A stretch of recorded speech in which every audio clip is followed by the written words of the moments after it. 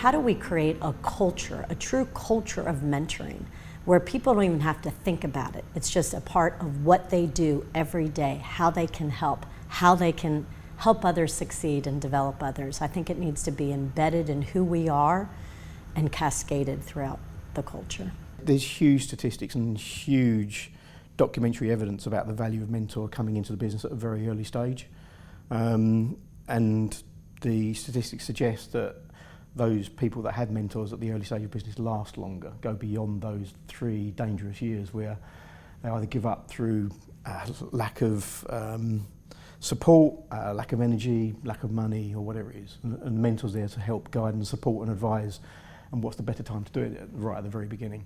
I think there are so many points around somebody's career. I think when you're going into the world of work, when you're starting out, having a mentor, and then throughout, just somebody you can have a safe conversation with around what to do and to help guide. Or, for example, now I use one of my mentors just to help me when I'm thinking through strategies for the business. Are these ideas sensible? What have I missed out? What would they think of?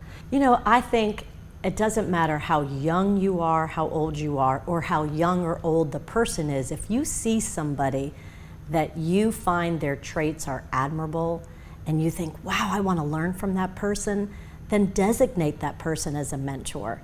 And every time you're in that person's presence, soak up everything you can. So the right time to be mentored isn't when you're trying to go for that senior position or when you've just landed in the C-suite. It's not when you've just started a job.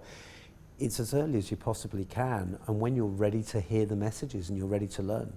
We never know when we might come across people that we can learn from. One of the concepts that I actually talk about in my book, Reinventing You, is the idea of a mentor board of directors. Because I think so often we have this platonic ideal in our head of, oh, I know what a mentor is. A mentor is a senior person. They take me under their wing. They will just clear the paths for me. And of course, that's wonderful. That's one type of mentor, but it's not the only type of mentor. We often have blinders on when it comes to the other people in our life that could be mentors. They're peers, they might even be junior to you, but they can teach you different things. They can teach you facets of things. But I think for me, it's not just if you like, a top-down kind of mentor-mentee. I'm very fortunate I have a reverse mentor. I learn an incredible amount from my reverse mentor, who's a young lady who's 24 years old, and the perspectives she brings, the advice, the wisdom, the guidance she gives me is invaluable. We've got this idea of mentors as providing sort of all-purpose solutions to things, whereas usually the best mentoring is with something that's really helpful at the time. So I'd say when you're struggling with a certain issue, when you feel you need support or you feel you need a larger perspective, that's when you want to look for a mentor, and you want to look for a mentor who you think can help you with that one specific thing. The best time to look for a mentor is yesterday. The next best time is right now.